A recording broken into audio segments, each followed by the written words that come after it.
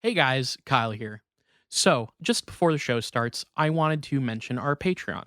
You can pay us $1 a month as a thank you, as a tip. You can pay $2 a month to get access to one of our bonus content shows, episodes 2 days early, and a secret Discord chat where all of our Patreon donors get to go and hang out and talk with us directly. Then there's a $5 tier that you can donate to get access to a whole bunch more content. We have multiple bonus episodes on there. So please check it out. Patreon.com/itgetsweird. We don't advertise, we don't make money. So check it out and throw some money if you think that would be cool. Thanks.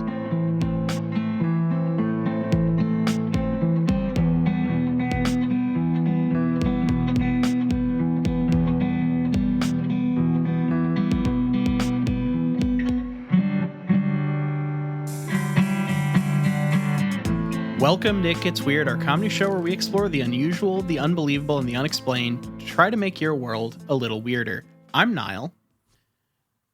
And I'm Kyle? All right, so are you confused about your innate sense of self, or are you reading poorly from a teleprompter? It's the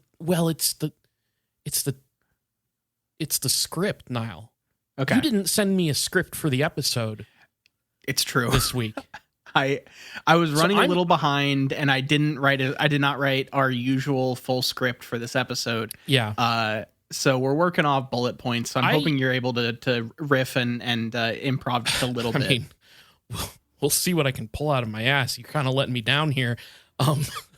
But yeah, normally you're very good on sending me the dialogue that I'm supposed to, and highlight everything so you can kind of color code and learn your lines. I was just trying to remember like what my lines typically are at the start of an episode, and without that in front of me, I mean, well, if this helps you get into character, your character is Kyle. Right, I remember that. A lot of UFO interest, a lot of anime interest in animation, and a penchant for dick jokes that you then immediately feel ashamed of having said.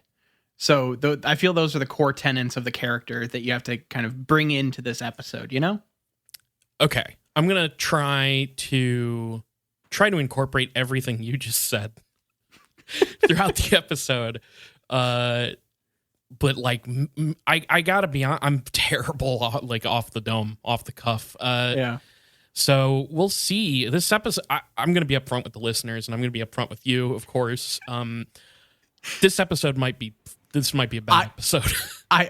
Kyle, I love the bit. I love the energy you're bringing here. Sure. I think we might need to make for 2025 a moratorium on opening bits that involve talking about how the episode is going to suck, because I think that might turn some people away. Well, look,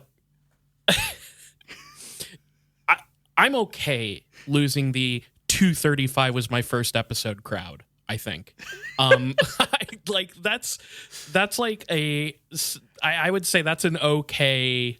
Oh, 235, 435. What fucking year is it? Yeah, I was gonna say, are you mad at people who've been around for 5 years? 235 was the last one of the other times I did this exact bit. Okay, I'll try to keep that in mind, but there is something very funny about saying up front how bad your content is about to be. So I'll try not to do that. Niall, I did want to kick this off by letting you know. So you mentioned, I think last episode, that Turner, one of our emailers, UFO locations in Iowa, right? Yes. Okay, so we kind of talked about that. Then that means we have an important email. Okay. And I just want to say that I do have a couple different names for this person, and they did not tell me how to address them.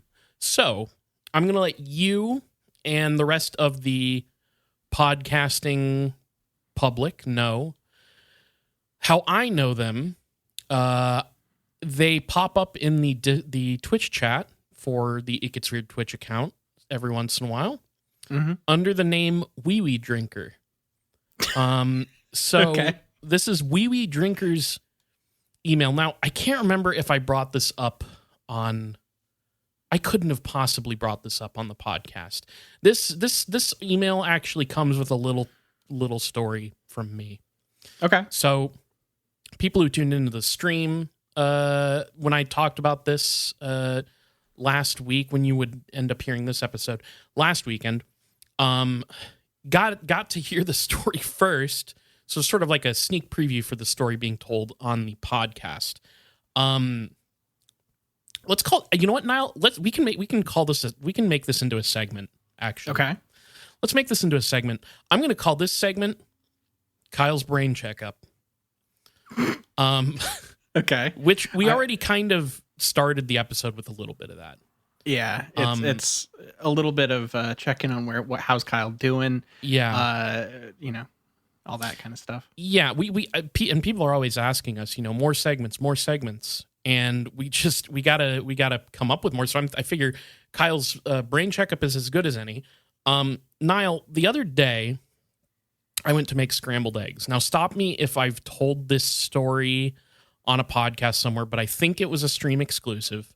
A lot of your stories start with one day I was making scrambled eggs, so I'll have to wait till we're a little further into the story to know for sure. Okay. So I'm going to go make scrambled eggs.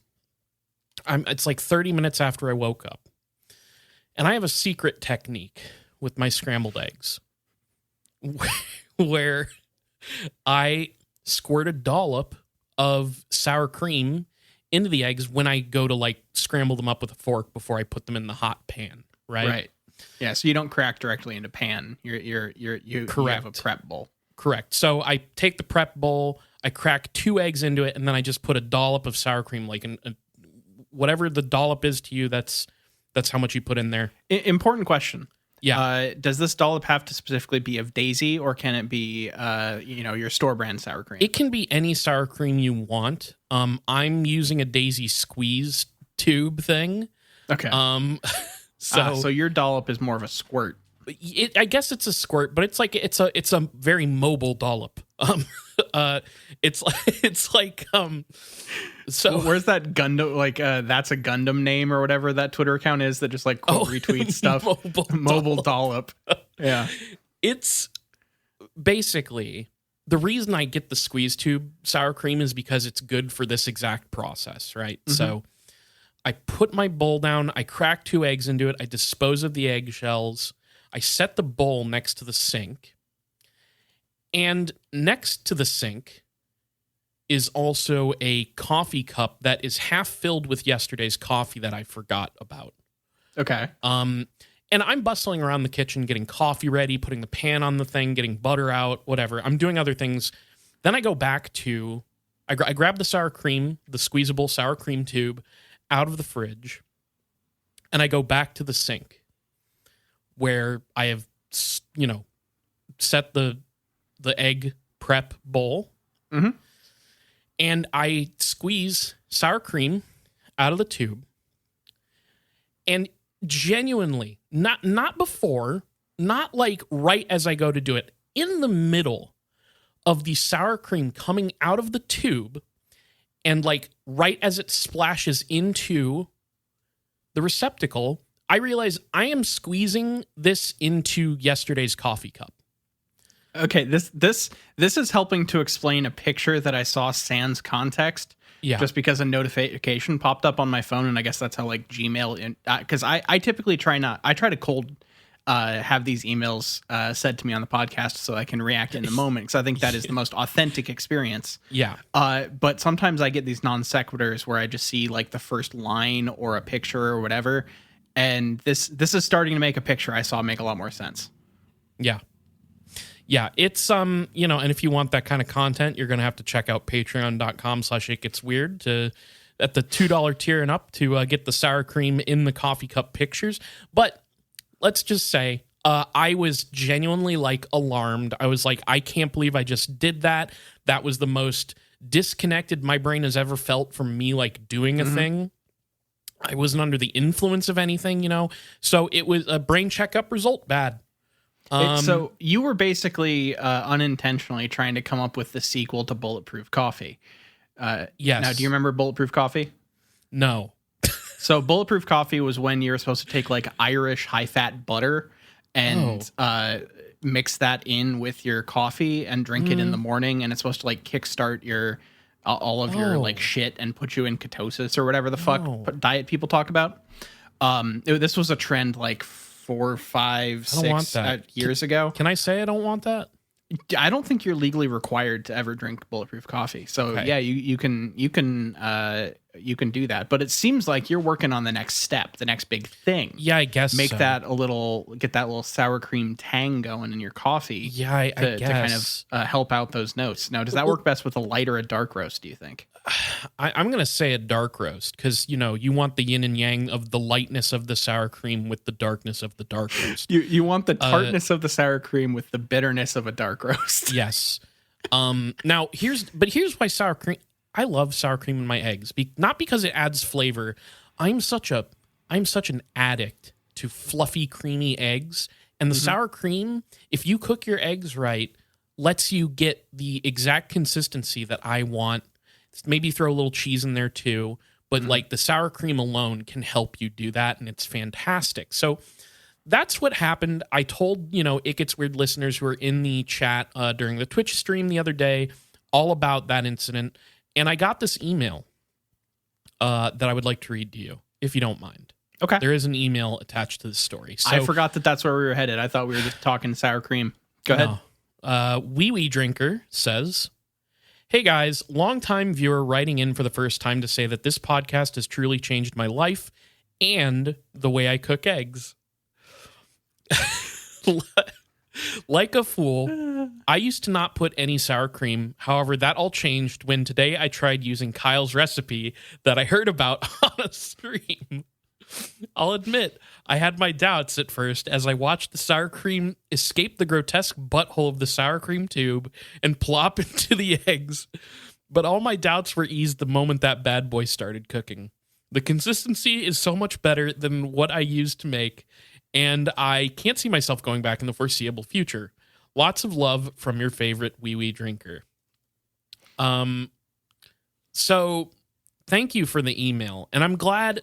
I mean, look, if one good thing comes out of my weird little brain stoppage, it's that more people know the sour cream trick, as I'm going to be calling it moving forward. I'll have to give that a shot. Jules has really kind of perfected the basic scrambled egg with like a really, really nice consistency. I honestly don't know what she does, but she is like the best scrambled eggs I've ever had. So I'm to curious. Trade notes with her. I need to hear. Yeah, I think hers is all technique. It's not an ingredient ad. On off the heat and stuff. Probably keep stirring it. Yeah, because they're always like really. It has the consistency of like the inside of omu rice a little bit, where it has that kind of like it's kind of creamy. Yeah. So I gotta try that out with the sour cream and see if you can make like the creamiest. Yeah, of creamy eggs. I do think that technique is important, and I do employ technique, but like if you're doing all the shit that Jules is presumably doing plus the sour cream, you're probably going to get something truly incredible. Yeah. So yeah, that's my weird brain. That's my egg trick, my sour cream egg trick. Now I wanted to actually mention one other thing that has to do with a listener of the show. On the down low, a listener messaged me on, I shan't say what social media platform.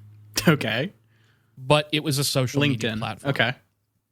Don't know how they found my LinkedIn, but that's where it was. I guess the secret's out. But do you recall our episode about the white thang? I do remember the white thing from a while ago, yeah. So I'm going to send you a photo, I think. Okay. If you just give me a second here.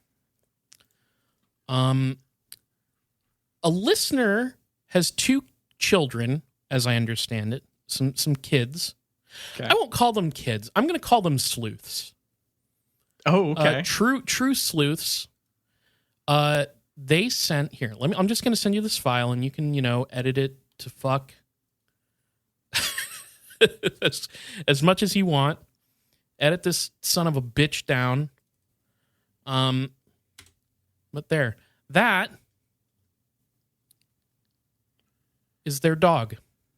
Where are you sending me this thing? I'm sending it to you on Zoom. That is a there it's coming in now. Great Pyrenees, I believe is how they're what breed. Yeah. But these kids figured out who the White Fang is. And I can't remember if I said like a very bad swear word in the last 30 seconds because this person was talking about letting their kids listen to the segment where they discover the identity of the White Fang. So I think we've done okay so far. Okay, cool. So I didn't say anything messed up like fart or butt. Yeah. But this I think kind of solves it. And for listeners at home, this is a big, beautiful white dog that you could, if you look at it, you would say that's a White Fang right there. You would look at it and say that's a White Fang, undoubtedly. So I think we can put that one to bed. Yeah, I mean, another cryptid case solved on the show, which is really incredible. So thank you, dear listener, and your children, your sleuths, for figuring this one out.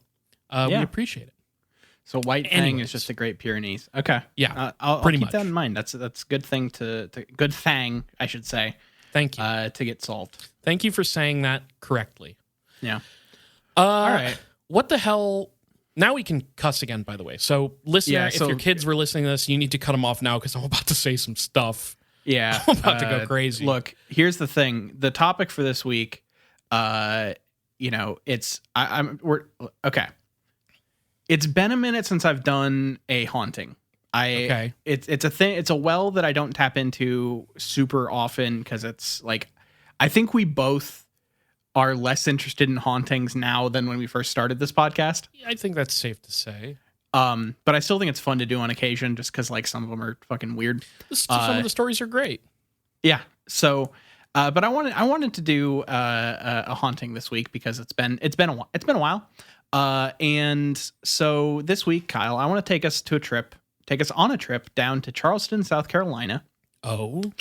And hang out at America's first theatrical, stage theater, the Dock Street Theater.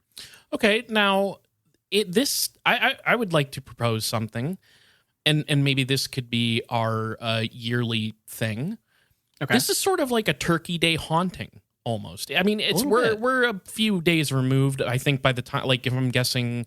We think we'll be a couple days removed for the official feed, but for folks who are Patreon donors, you're going to be stuffed. It's going to be the next day after Thanksgiving. You're going to be patting your bellies, unbuttoning your belts, and then you're going to wake up from that turkey coma.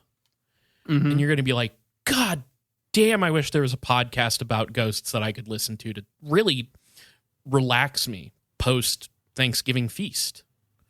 So that's my. I think that's what we're you. doing here. Yeah, I think like I look.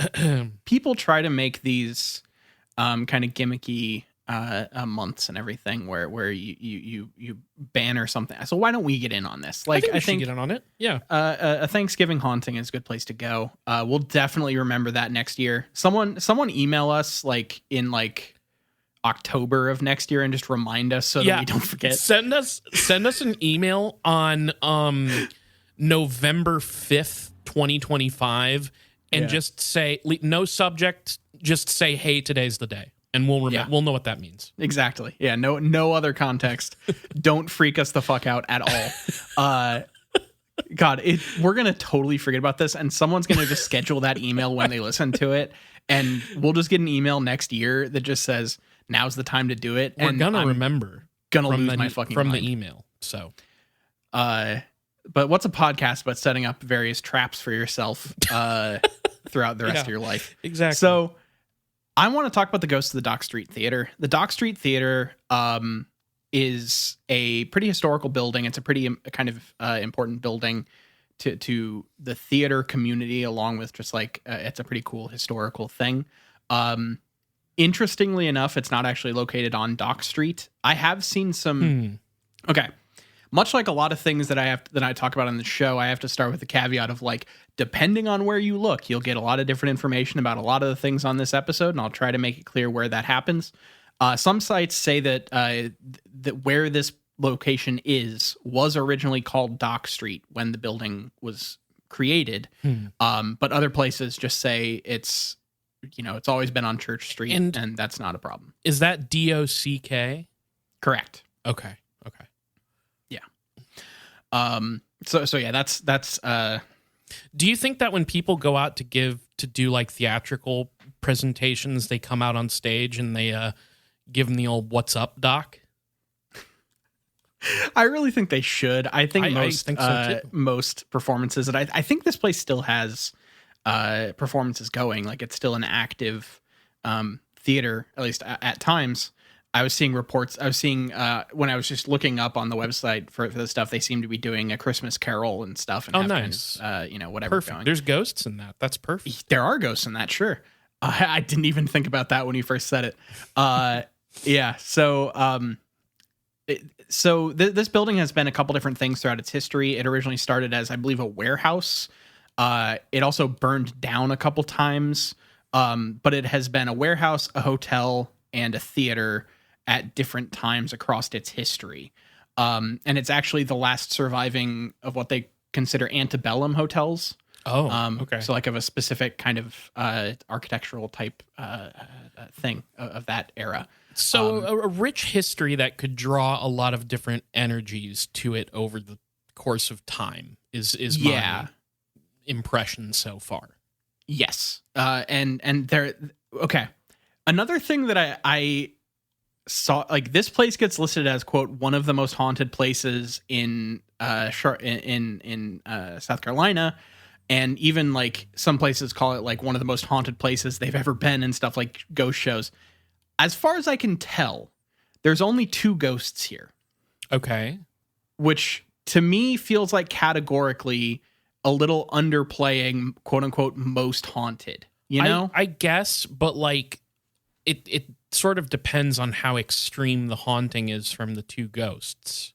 Yeah. At least that's my opinion. Like if you could have like, okay, let's say you go to a location that people say is the most haunted.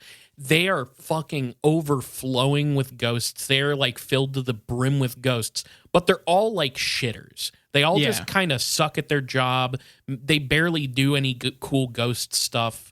But then you go to the place that has 2 ghosts and the ghosts are fucking making paintings fly off the walls and they're fucking smacking you on the ass as you walk into different rooms and the air is like permanently chilled. I would say that I would be more interested in the 2 ghost place than the bunch of little shitter, amateur ghosts. Okay. I guess you could say. Well, these are professionals. Keep all that in mind for later in the episode because we will probably talk more about what most haunted means at some point. Okay. So it started out, like I said, as a warehouse. It eventually becomes known as the Planters Hotel. In 1809, I'll get into more of the history here in a second, but like one of the ghosts will specifically be tied to Planters Hotel. So I just wanted to seed that now. So basically the history of this building is, that it was first constructed, in approximately 1735 with a grand opening taking place on the 12th of February in 1736. And it was on a slightly different location. It opened with a performance of a play called The Recruiting Officer. So when it was built, it was on the corner of Church and Dock. And then that kind of shifted over time, supposedly. It was the first theater in America built exclusively to be used for theatrical performances. And it also featured the first opera performance in American history of the opera Flora, which I think is just kind of an interesting little addition. So this has some, go ahead. Can I make a business proposition to you that's inspired by Planters Hotel? Please do. So we're going to need to get Planters on the phone, the peanut company. Peanuts? Okay. But nobody's ever done this before. I think it's about time. We're going to do Planters Hotel and Peanuts. And it's going to be like Texas Roadhouse style, where all throughout the hotel, there's just barrels of peanuts. you can just eat them. and you can discard the Yeah. I'm picking up what you're putting down throughout the hotel. People like, God, you're traveling, you need to stay at a hotel. Oh, what's this Planters Hotel in Peanuts? Oh my, it's affordable prices. Yeah. For hotel rooms. And the continental breakfast is free, but it's only peanuts. Imagine going to checking into a fucking hotel and the floor is just covered with peanut shells. Yeah. Like a Texas Roadhouse. So you when you put the peanut buckets, like the barrels next to the like ice machine on each floor, like you got the Coke vending machine, the candy bar vending machine, the ice machine, and the peanuts. Yeah. Oh, this is such a great idea. And we can expand this. Yeah, go ahead. Planters Hotel and Peanuts and Escape Room if you have allergies. The world's first exclusively peanut allergy based escape room. Oh fuck! I think this is. So what are the challenges with the escape room? Oh no, you just need to leave before you die. You just need to leave. Oh god. Look the worst hotel. Like you're just crunching on peanut shells while walking through the entire hotel. Kids are like coming from the pool, dipping their hands in communal barrels of peanuts. It's so good. It's such a good idea. It's such a good idea that I think that we're going to have to maybe call up Planters, see if we can get something going. But yeah, that was just a business opportunity. I wanted to kind of let you know. You can edit all this out for us. Yeah, that'll we got to save that for our own use. So Jesus Christ. All right. So the original building actually burned down in a big fire that took place in Charleston's French Quarter in 1740. At least that's what a lot of this stuff is assumed because there isn't a lot of a surviving historical record of exact dates. But it did burn down and had to be rebuilt, and they're assuming that is because of the Great Fire of 1740. Mm-hmm. So then in 1809, Planters Hotel was officially built on the same site by the Calder family. And then in 1835, it was renovated to feature a lot more of the features that you will now see if you were to go there. The hotel was built by renovating and kind of combining various pre-existing buildings on the site and adding in 1855 a kind of grand entryway thing that still is still at that place. The hotel at this time was pretty much extensively used by planters who were coming through the area. They were traveling to Charleston during horse racing season. So a bunch of people who worked on farms would come through to stay there while engaging in horse racing, which I think is fun. I like that. And they could imagine the sound of the hooves going through the stables near the hotel that are just covered in peanut shells, just crunching. And if you bring your horse into the lobby, they're just going to go beeline straight for the peanuts, you know? Yeah. So, then it kind of continued for a little while as that hotel, and that we'll talk more about one of the ghosts that comes from there at that point. But then let's see, it started to kind of fall on hard times a little bit.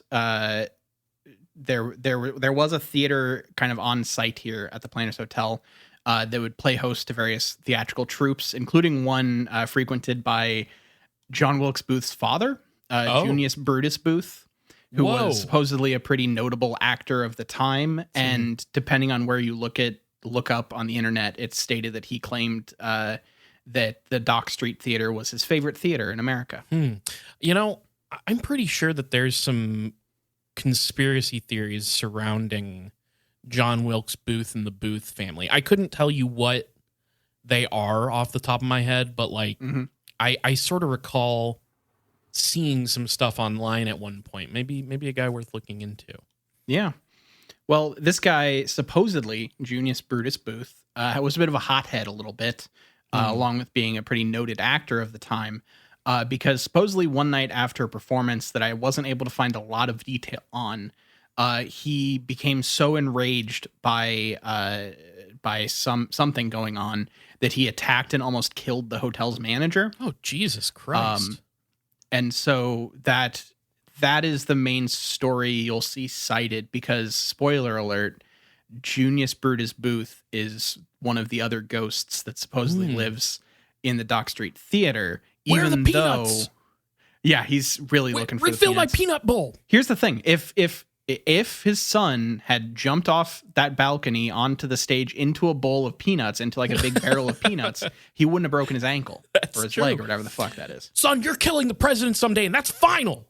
Yeah. Sorry, I guess I just envisioned a world where he directed John Wilkes Booth to kill Abraham Lincoln. Yeah, this is feeding into that whole conspiracy thing of like the Booth family having these kind of larger ambitions. Yeah. And so I think that kind of, they want the planter's fortune. Yeah, exactly. So they're deep into peanut money.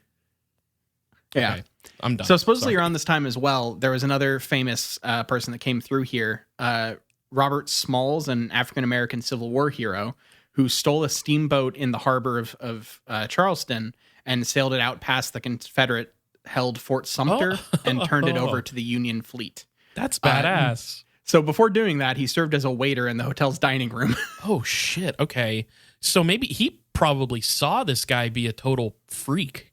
I would love to know that, because like the whole thing about Junius Brutus Booth attacking the hotel manager gets a 1-sentence reference in almost every website that talks about this stuff, and no more information is provided. Like, I would love to know, what was he playing some role and like someone was rude to him, or like was he method and just like losing his shit? I don't know. That's almost more deranged, that he was just so method. He decided that his character would attack the wait staff. So basically, the Civil War kind of turned a lot of the fortunes of this place as the Planters Hotel. After the war, this once luxurious hotel started to really flag as the city's economy took a hit from the whole Civil War thing. And then there was also further damage done in 1886 when there was a large earthquake that went through Charleston. So this led to a very long period of this whole building being left abandoned for approximately 50 years. And at one point, he was even slated for demolition. So it took until the 1930s when the Work Progress Administration, who were established during the Great Depression to try to create work for the unemployed, and they announced plans to do that, to take over the Planters Hotel and restore this condemned structure. And it took a while, but they did finally do this. It just went straight into being a theater. They dropped the hotel part. I guess it was cleaner. And it was revived as the Dock Street Theater, and as it has stayed until 2007 was when it was closed temporarily for more renovations, and reopened then in 2010 in its current state. So that's a brief overview of the history of this building. Okay. Now, how did it become fucked up and full of dark spiritual energies, Nile? Oh, Kyle, you'd be so happy to hear. There are two main ghosts that you'll see talked about here, that of Junius Booth and that of Nettie Dickerson. However, you will also see a lot of references to countless ghosts in this place. There's the countless ghosts. They're all there. Kyle just found the stream, the react button. The react streams. There's a react button on Zoom. I'm sorry, I shouldn't be doing that, but like there's aliens. Have brain concentration issues. But I was listening to what you were saying. So a confluence, many ghosts. I can't wait to find out how they all died to become. That's the thing. Scary ghosts. They will say so many ghosts, so many ghosts, so many ghosts. I've only ever seen two referenced. Okay, and not even like there's these. You'll see stuff where it's like, oh yeah, people will hear noises in the other room and doors opening and closing and lights flickering and stuff. So like there's some of that general kind of bullshit going around in this building. But as far as I can tell, there's two actual ghosts that people will cite. That of Nettie Dickerson and that of Brutus, Junius Booth. I hate to say it, but like the name Junius, what is it? Junius, Junius, Junius Brutus Booth. That is like you are going to be a ghost someday. Like it does that name have such a ghost name. Is straight up just like, yeah, one day you're gonna be a vengeful ghost, and there's not a lot you can do about it. Sorry, you are cursed to roam the earth forever in spirit form. It's how it is, and it's because we gave you this fucking name. So unlucky. And also, you birthed the most famous presidential assassin. Son, one day your son will kill the president. Which one? Okay, which one do you think is more famous? Lee Harvey Oswald or fucking Booth? I'm trying to think of who's the most notorious presidential assassin. I mean, just do like, wow, I don't know. I want to say Lee Harvey Oswald. Okay, but I feel like more people. I might be wrong. I really don't know. We'll set up. I feel like I feel like the assassination of JFK is maybe more talked about. It's also like not way more Lee Harvey recent. Oswald specifically. Yeah, people don't talk about the Lee Harvey Oswald thing as. Because that was kind of what I was going to say. Is like I feel like people could name John Wilkes Booth more readily while being aware of both assassinations. You know what I'm saying? Do you think to be a success? God, this is probably writing a line of getting some weird phone calls. No, go ahead. Do you think to be a successful presidential assassin, you have to be formally known by 3 names?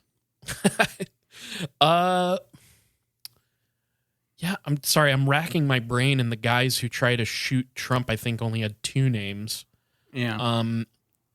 So I guess that as far as data points go, that does track. Who are some other ones? There's Saran, which is just 2. And honestly, you could even probably synthesize that down to 1. Like okay, but I'm gonna go back in time. Okay, and I'm gonna grant Saran a 3rd name. Okay, and we're gonna fix that whole scenario. God. Okay, that's. Anyways, this is a comedy podcast. What were you? Yeah. So anyway, the thing that I think is funny is that a lot of places will specifically say, we're not quite sure why Junius Brutus Booth is haunting the Dock Street Theater. He didn't die there. I mean, he died in Louisville, Kentucky. However, I did find a couple sites that would erroneously state that he died in the Planners Hotel. Sure, but that does not seem to be true in any way, shape, or form. Ghost-based historical retcon that like, yeah. I mean, here's the thing though. I'm actually not that bothered by the idea of like this person didn't actually die in the location they supposedly haunt. It's not that big of a deal to me because like the rules of ghosts are already kind of very nebulous, and the stories of him being a weird, angry guy come from that location. And like hot, like intense emotions are part of what creates ghosts, at least in my understanding of how ghosts work. So that's honestly okay to me. Because he lost his shit at a hotel manager in his location, then that energy is pervasive. Yeah, to the hotel, and like that's where he ends up. I feel like the kind of people who would go out of their way to be like, actually, I'm gonna cross that out and say he actually died there. Those to me are the people who are just like, I must take the paranormal like a scientific, But one of my favorite quotes from a movie that I now love, Ghost Watch. You haven't seen it yet, right? Or did you watch it? Ghost Watch, yes. One of my favorite quotes, something along the lines of, take love and put it in a lab and study it for me. You're the last of the materialists. That's my take on ghosts. I think that woman, the character whose name I'm not going to remember, if you've seen Ghostwatch, you know what I'm talking about. She's cool. Anyways. I agree. Go on. Sorry. So, yeah, he died in Louisville, Kentucky. That doesn't deter people from looking at him as a ghost in this Charleston theater. So eyewitnesses will describe seeing a spirit that stands at approximately 5 feet 7 inches tall, which is nice. It's a solid height. So this is Booth? Yeah. And he's usually seen wearing a top hat, a frock coat, and knee boots. So he's dressed to the nines of his era, it seems. Yeah, I like the most that I can find about like why he's haunting it is because of that incident, and then he some places will say that he claimed that the Dock Theater was his favorite theater in America. Sure. So he's got some like fondness to it. Fuck the stupid, we're gonna put his name down even though he didn't actually die here. Both of those reasons are perfectly valid reasons in the world of the paranormal to claim a ghost is there, at least in my opinion. Yeah. So I tried to find some actual sightings of these ghosts, which is like weirdly hard to do. That's what a surprise. You get just a lot of like, people will report seeing this and no citation, no nothing. Yeah. But I was able to find one account from a roundup of service workers and their experiences with the paranormal for a local online paper in Charleston, South Carolina. So this is from a person named Lawson Roberts, who worked at the Dock Street Theater as an actor. I was a part of the Young Charleston Theater Company, which is now Charleston Stage. There was an internship or an apprenticeship program called the A-Team. We would build sets, run sound and lights, paint, build costumes, you name it. I had always heard about Junius Booth, who was murdered by his talent agent with a fire poker over his head. He supposedly still haunts the theater. One night we were working late, and I was bringing a speaker from the balcony downstairs into the main theater. The way the doors were held open to get in is that there was a hook that held each door open. I was headed down the steps when a cold wind blew by me. It almost felt like someone had brushed by me, but there was no one except the union steward, Pete, and myself there at the time. Well, I ran down the steps, speaker in hand, and hauled ass into the main theater, when all 4 doors that were latched slammed shut behind me at the same time. Then you could see Pete's dog, and the hair on the back of his neck was standing up, and he started snarling. It was forever ago, 1990 or so, but I still remember it like it was yesterday. So this person's not seeing a 5'7" king in knee boots and a frock coat. It's just kind of a cold wind, and this is a lot of what you see when you get reports of Junius. You get mainly wind and the feeling of someone standing behind you and like breathing on your neck. Those are the 2 things that I would see cited as like Junius Booth haunting stuff. Do you think that maybe Booth decided to show up because there was a union rep present? Probably. He's like, fuck that. And he decided anti-union. Yeah. All right. Yeah. That's the joke. I don't know. I really was trying to cook that one up, and that's as far as I got. So, look, it's. I feel like I honestly don't know if were acting unions a thing in the 1830s or whatever the fuck. I don't know. Probably not. I'm going to guess probably not. So the other main ghost that you'll find is that of Nettie Dickerson, which is actually, I didn't realize that this was actually a type of ghost. There's not only ladies in white, but there's also a lady in red. Kyle, have you ever heard of a lady in red ghost? I mean, I could kind of guess at what that might be. A lady in white is a classic type of spirit. That's usually a woman who died in childbirth or was separated from their child or died with their child. Usually something to do with a kid. Yes. A lady in red makes me want to think it was like a particularly bloody or violent death. But maybe you'll enlighten me. So you're pretty close. So Lady in Red is more specifically attributed to someone killed by a jilted lover or killed in a fit of passion. Okay, or that in makes some sense. cases, just a very vain woman getting Oh, killed. jeez. Okay. So this is kind of like a Lady in Red is someone who's like it's a victim of misogyny. A little Yeah, bit. it sounds like that's the case. Yeah. Oh, don't get too vain, or someone might kill you and turn you into a ghost forever. That's what I say to myself in the mirror every morning. Yeah.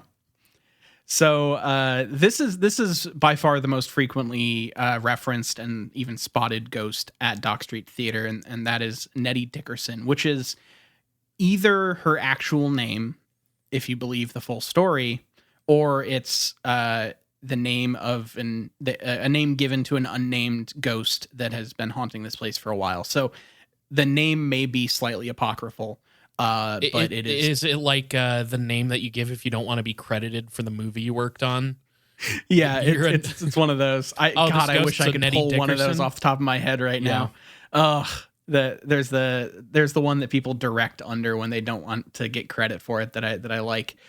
Maybe you're laying there on your deathbed surrounded by people and you're just like, if I come back as a ghost, please just give my name as Nettie Dickerson. Don't want to be credited for this one. So Nettie Dickerson is a little different in that she wasn't a guest or a member of the staff of the Planters Hotel. She actually was a lady of the night. She was a prostitute that worked out of the Planters Hotel. There's a little bit more to the story there that we'll get into in a second, but that is so she actually had a long-term I guess residence in this building, and her death is kind of tied to it in some ways. So it makes some sense why she would be haunting this place. Honestly, if what happened to her happened to me, I would probably haunt the place too. So, she is typically seen as a translucent figure of a redheaded woman in a red dress who is seen walking down various hallways and staircases on the second floor. The main kind of differentiating factor of her, though, is that she's walking and you can usually only see her from approximately the knees up. And this actually has a pretty fun explanation that I like a lot. So at some point in 1936, the WPA in their in the post Great Depression renovations raised the floor of the second story by more than a foot, for various like reconstruction reasons. And so she is literally walking in her like ghost memory of the place, which puts her as like only being seen from the knees up, which I just think is a really cool explanation. That's a fun. I've never heard of something quite like that before. I like that. Yeah. So the main way she presents is that kind of knee up woman walking through hallways, but also people see her reflection in various mirrors, or also sometimes an actress reported feeling someone grab her ankle during a performance, but when she looked down, there was no one there. So I didn't find actual citations on who that actress was or like the full story there, but supposedly she has had some sort of physical, actual like physical touch of a human. Okay. So why is Nettie haunting this place? So let's talk about the life of Nettie Dickerson, or at least whatever her actual name was. So the Planters Hotel was like we've talked about, a pretty happening place at the time in Charleston. It was one of the main places in the area to drink a lot of alcohol, gamble, and also bone down with prostitutes. So 25-year-old Nettie Dickerson is believed to be a young country girl who dreamed of the city life and arrived in Charleston sometime in the early 1840s. Supposedly, she came to Charleston to try to find love and also to kind of have a more exciting life, to get away from the kind of doldrums of the surrounding farm areas. And the main problem was she moved to Charleston when she was 25, which for the time period is very old for a single woman. The wealthy men of Charleston were not really looking for a bride who were beyond, 17. and she was kind of considered to be a spinster immediately. Sorry, how old is she? 25? 25. Okay. I guess that's just how it was back then. Yeah, and there also was the matter of her social status. She was coming in with nothing, and that meant that a lot of the more upper class people that she was trying to hang in the circles of didn't want anything to do with her when it came to marrying. However, when they were having their own affairs and hanging out with ladies of the night, they were more than happy to get Nettie's services. So before she actually turned to sex work, she actually worked as a clerk at St. Philip's Episcopal Church. She supposedly did the job quite well and got along well with the priest who was in residence there. However, over time, she started to feel she did not belong, and she was kind of looking more for the life that she wanted when she first came to Charleston. And so she eventually quit her job, despite the priest's efforts to stop her from doing so, and took the money she had saved at the church from working at the church and went to a store in Charleston where she bought the most expensive dress they had, which was this really like phenomenal red, eye-catching, very like peacocky dress. Sure. It was specifically a thing that would be, hey, I'm a woman of status that is eye-catching. And with this, she then took herself and her new dress to the Planters Hotel to catch the eyes of men. She then started her new profession, where she would do sex work in the Planters Hotel, and while still at the time supposedly going to church every Sunday, because she never totally lost track of all of the kind of Christian stuff that she had going on. And supposedly, whenever the women the men that she slept, the wives of the men that she slept with would cast ugly looks at her in church, she would then just like completely go up and just start yelling at them. Like supposedly she took no shit from the wives of the men that she would work with, and this caused her to over time lose some customers, because when you start outing your these husbands' affairs in public, you start to get a reputation for not being super, agreeable. I don't know. They didn't like that she was, calling them out in public. Yeah. So this led to her losing a lot of her business and becoming destitute. And after some time, she became distraught and kind of snapped and went out onto the second floor balcony of the Planters Hotel while in that red dress, and was staying out there despite the fact that there was a pretty intense storm brewing. She started to just shout disparaging remarks against the entire Charleston high society to passersby, to anyone that would listen, and just basically was just reading the town for filth. She continued to do this while the storm intensified, and eventually the priest that was seemingly Nettie's one and only friend in the town rushed out into the street to try to reason with her and get her to come down, at which point she supposedly replied, "You can't save me," and was struck by lightning. Oh, that's not what I expected. Yeah, it's Okay. a little dramatic. There's some other accounts that claim that she was the victim of a botched abortion, and then yet another account that she actually fell over the balcony. But Yeah. I don't think falling off the second floor balcony would have killed her. So I think not. there's at least more to that if that were the case. It's more dramatic to say she got struck by lightning than to say she fell out of the second floor, which theoretically would have been fine, but she fell really weird, and that's how she died. She took like a really nasty head bump off the second floor balcony. I gotta say, one of the more interesting ghost backstories I've heard. There's a lot of generic and like backstories of like women ghosts are always so just like, yeah, she was murdered by a dude who wanted to have sex with her or whatever, or like, yeah, botched abortion comes up. And not that this isn't a tragic story, but it's definitely more interesting. I feel like I get more of her character in this. And also, like, I totally get why, if we're going by ghost logic, this person would haunt the fuck out of the Planters Hotel. It's perfect. I mean, it makes perfect sense. For, like, the logic of the ghost haunting. It makes sense. One thing that I found another thing I found varying reports on is there are certain places that claim her ghastly presence still looks like a very put together woman of the time period, and it's very kind of she quote kept her looks in the spirit realm. But then there's other sites that will claim that she actually looks like a zombie like figure with wild eyes and a horrific kind of ghoulish expression. And I don't know which one it could be. It's probably whatever you want it to be. It's like Beetlejuice rules. You can sort of like make yourself, you die looking the way you were, but then you can squash and stretch your shit to make yourself look scarier. Oh yeah, that makes sense. Hey, I didn't write Beetlejuice. Yeah, I didn't either, but I have seen it one time. I'm gonna watch the second one whenever supposedly it hits streaming something pretty soon.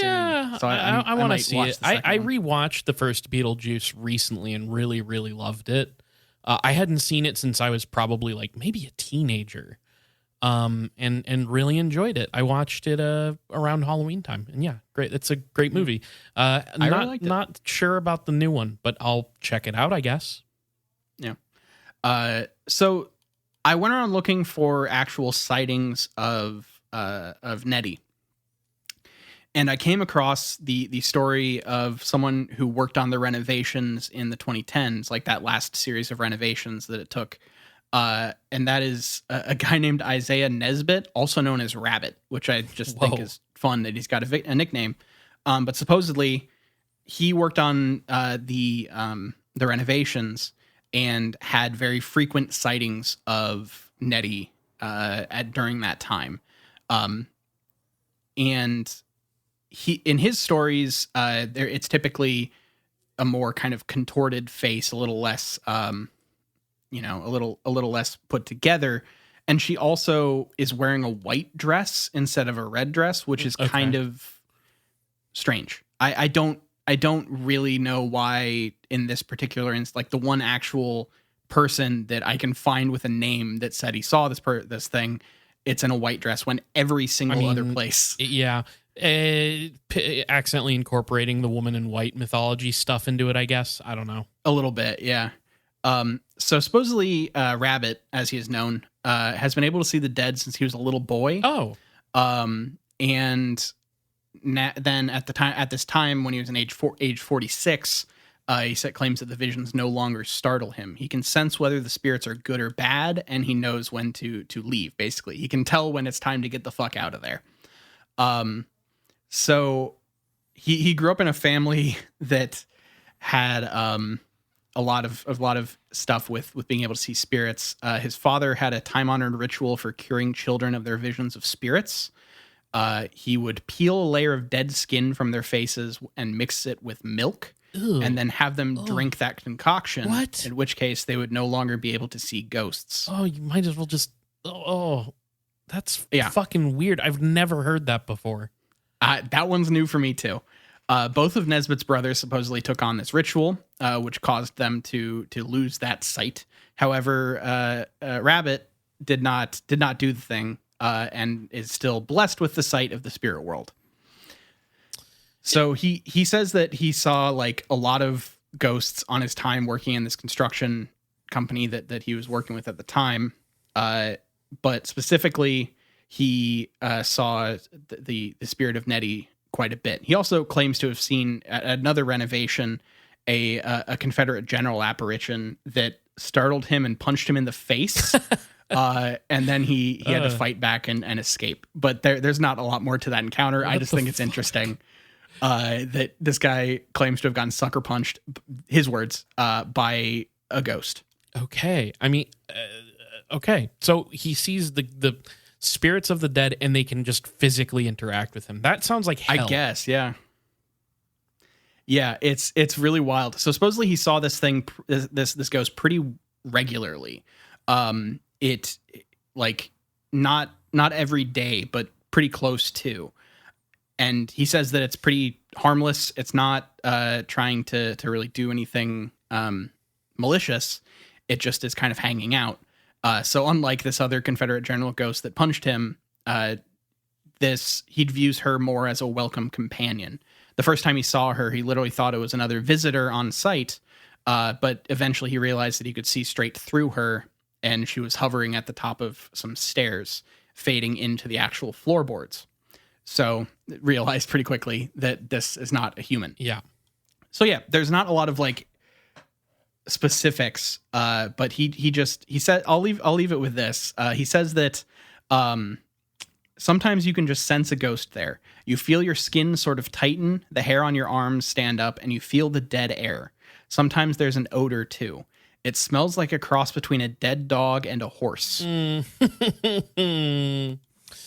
We snuck in one dead dog into this episode, Nile. Are you happy? I had to sneak one in just a tiny bit. This time it's only an odor. Okay. But you got to keep on brand. So the only other thing he mentions is there's a, I'm assuming that this is most likely the ghost of Junius. He says that there was what sounded like the angry grunting of a man coming from the theater's stage area.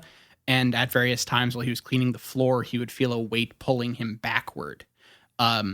So he seems to have had some interaction with both ghosts, but Nettie he specifically saw. And this, sorry. So yeah. Nesbit is this guy's name? Correct. AKA Rabbit. For whatever reason, I like when you said that name, I was like, why do I know the name Nesbit? And I racked my brain and I was like, I don't know any human being named Nesbit. But what I realized is that I do very vividly remember that I watched my VHS of Toy Story over and over as a child. And the scene where Buzz Lightyear is like having a meltdown about being a toy. Mm-hmm. He's at a tea party and he looks at Woody and he goes, I am Mrs. Nesbit. And that is just prominently in my brain. Prominent enough for me to go, do I know a Mrs. Nesbit? No, I know this scene from Toy Story. So, brain check, negative. Gotcha. Yeah, I don't know when, I don't know exactly where that came from. I do like that he has a name Rabbit, which I just like. This is... Funnily, there's an unnamed worker that they also asked, and he says, "I don't believe in ghosts, but I believe in Rabbit," which is just I like what that says about Rabbit as a coworker and an individual that people will go against their beliefs. That is a good for him. That is a good reputation to have, for sure. Yeah. So weirdly, that is like all I could for one of the most haunted locations in South Carolina. That is the extent of what I could fucking find. Well, I mean, honestly, I really like the vibes of the location, and the Lady in Red's an interesting ghost. Yeah, I agree. She's the prize of this one. It's a nice mix up from all the Lady in Whites that all seem to have the same backstory. Yeah, no, I really like that. This feels a lot more like that hotel in Arizona that I did, I think in like Flagstaff or something. Yeah, I remember that. That had like the butcher room and also the like prostitutes room where they will like, if a man stays in there, they'll like attack you in the middle of the night. Yeah. The one that I was thinking of was, I can't remember a lot of the story. I remember doing one where a lady winds up beheaded and her killer like moves her body or something. But she becomes a ghost. I can't remember more than that. But it was like making me think of that because she was sort of like almost like Lady in White vibes too, but she had some extra stuff going on. And that's what popped up in my head. But yeah, terrible, violent death. Yeah. Classic ghost stuff, I guess. What can you do? So Kyle, do you want a big question? Yeah, sure. Why not? I don't have a script for this big question, so this is going to be all me, but I guess so. So, this place gets referred to as one of the most haunted places in all of Charleston, where as far as I can tell, only having 2 ghosts and not a lot of concrete sightings. So what do you think the qualifications for a, quote, most haunted place should be?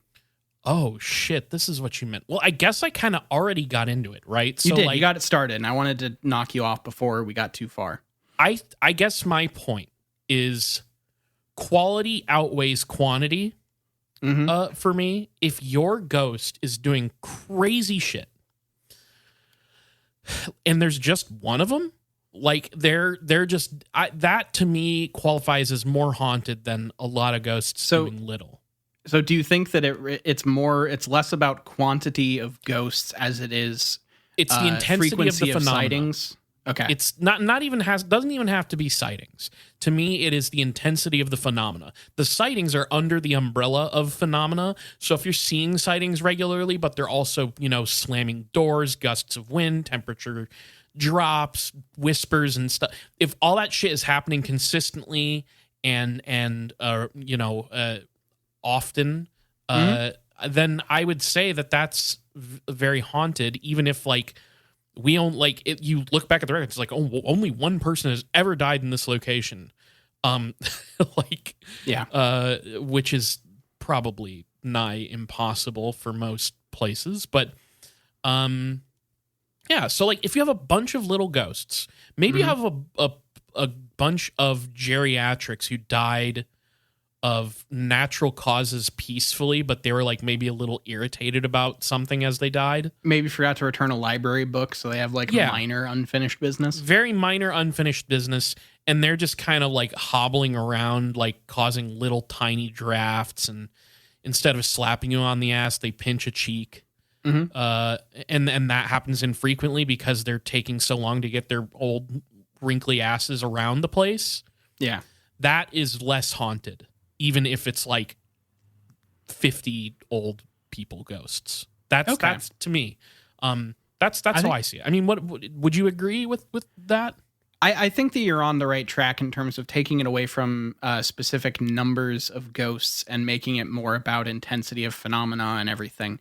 So I think I'm going to take a slightly different tactic on figuring out the most haunted place, because I think there's a metric that we can use here that would help to elucidate this a little bit. And that's, I think that if you can be considered that if a news show or History Channel thing that is not a ghost show, if you get coverage and reporting about this place and its ghost activity that is not in any way, shape, or form related to a Ghost Adventures or a Ghost Hunters or if it breaks into the mainstream and gets coverage at that level, you're Whaley Penitentiaries, you're it's well known in the culture. Yeah. It doesn't require Zach Bagans buff. Yeah, it doesn't. They're not, because Zach Bagans and shit, they have to fill fucking 26 episodes a season. So they're going to be trying to hype up fucking any haunted little location. Those geriatrics that had a late library book, he's going to be covering that. He's going to go in there by season 17, Yeah, and he's going to claim they're demons. Yeah. And it's just going to be an old lady who's like, I lost my... So my old person stuff. Yeah, my vapor rub went missing. My vape is gone. I'm missing my vape. Yeah, my vape. This is what happens in your old and die in 2024. My vape. Where'd I put my vape? Nile, here's my question to you though, because I think that's a very good metric and one that should be considered. But I'm down to own it. Does that location, after the fact, after it's been culturally infamous for hauntings, if it gets visited and used by Ghost Adventures type shit after the fact, does that change anything for you? Any negative points? No. Okay. So I'm just trying to make the rubric not related to Ghost Adventures in any way, shape, or form. It's Ghost Adventures agnostic. I don't care if they cover it, but it has to break into the actual mainstream and be covered on your fucking nightly news. My parents need to see the fucking report on this place for it to be most haunted, Okay. That makes sense. I think that's a fair assessment. I think that honestly, if we can combine both of the things that we said, we have the perfect, we're honing the perfect tool for cultural paranormal analysis. I would agree. Maybe we could keep sharpening that tool, come up with some more metrics to help with that. Hone that tool till it can take out a fucking ghost. Exactly. Hone that tool until it can crack open a delicious peanut shell at Planters Peanuts and Hotel. Exactly. Number one haunted location in the South. By far the best thing that we've come up with in this episode. Go and stomp around. Like, imagine, you know how whenever you stay at a hotel, there's always some asshole that's like walking down the hallway really loud at 2 a.m. Yes. Yeah. Add peanut shells to that, and it just is like, look, if you're going to take this idea, if someone's going to actually put this into action, I need you to fucking soundproof the rooms more. Yeah, I agree. No thin ass walls, no shitty thin doors. You gotta make these things have some seclusion, or else it's gonna be crunch all fucking night, and you're not gonna get any sleep. But if it's a haunted place, you're already fucked. Yeah, true. Because the ghosts are gonna be waking you up, slapping you. On the ghosts of all those peanuts, goddamn, that's so many souls. People don't talk enough about peanut ghosts. Peanuts have souls. Peanuts have souls, and I'm not afraid to say it. I've been meaning to say it, and thank you, Nile, for breaching that one for me, because I've been hoping we could let people know. People don't know that. Nile, do we have any business to take care of? Yeah, let's take care of some business. So if you want to follow us on social media, you can follow us on Twitter at IGW Podcast. You can follow us on Facebook.com/itgetsweirdpodcast. And we're on all your favorite podcatchers. If you listen to podcasts somewhere, look up It Gets Weird, and we're almost certainly there. Twitch.tv/itgetsweird. If you want my awesome stories about sour cream and eggs, that's where I'm talking about them before the podcast. Playing video games with friend of the show Colin a lot lately, so go check that out. Maybe not this last weekend. I'm trying to think when these things go up, but please give us a follow there, because it's always a good time when we are streaming. And then email us at itgetsweirdpodcast@gmail.com. If you want your email read on the show, please let us know how we should address you. But we're always happy to get emails about people's stories, about UFOs, ghosts, whatever. We haven't had a ghost story really in a minute, so I would love to get some stuff like that. Please feel free to email us. We're also on Blue Sky. I think we're just at It Gets Weird right now, and that's probably not going to change. I'm desperately trying to make a move to Blue Sky from Twitter. So please go ahead and give us a follow there as well. Most importantly, though, patreon.com/itgetsweird. That's where all the action happens, truly. We have a $1 tier. That's the tip tier. You're just giving us $1 saying, hey, thanks for doing what you do. Here's $1. Love the show. But if you want some content, we have a $2 tier and a $5 tier. At the $2 tier, we do a bi-weekly show called It Gets Weird TV, where we discuss weird television. Right now, we are talking about Neon Genesis Evangelion. It's been a lot of fun talking about all kinds of stuff. And as that goes on, I'm going to talk more and more about the weird, conspiracy, esoteric, sci-fi shit in the show. So if you like that stuff, that's a good one to check out. But the best bang for your buck is the $5 tier. That's where we're doing the show World of Weird, where we talk about basically whatever we want, the kinds of conversations that Nile and I already have, just kind of us goofing off for like an hour. And it's like listening to a tangent for an hour in a podcast. So $5 tier, that's in the off weeks of It Gets Weird TV. Whether you donate to the $2 tier, the $5 tier, though, you get access to a huge back catalog of content, hundreds of hours of content. We have put out so many fucking episodes of shit. Go check it out. It's all there. You get access to the Discord where we're hanging out chatting with our listeners. People got to see the photo of my coffee cup filled with a squeeze of sour cream. People are chatting with us about UFOs, conspiracies, Bigfoot, whatever the hell you want. And you get your own special Patreon feed where you get to get the main show 2 days early on Friday instead of Sunday when it normally comes out. So please, $2 tier, $5 tier, check it out. Donate to the It Gets Weird Patreon, patreon.com/itgetsweird. However, if you can't donate, if money's tight maybe, tell your friends, tell your enemies, tell your congressman all about It Gets Weird podcast. All right. Thank you all for listening. Thank you for your continued support for this podcast. We really appreciate all of you. This has been It Gets Weird, and I've been Nile. And I'm Kyle signing out. Peace.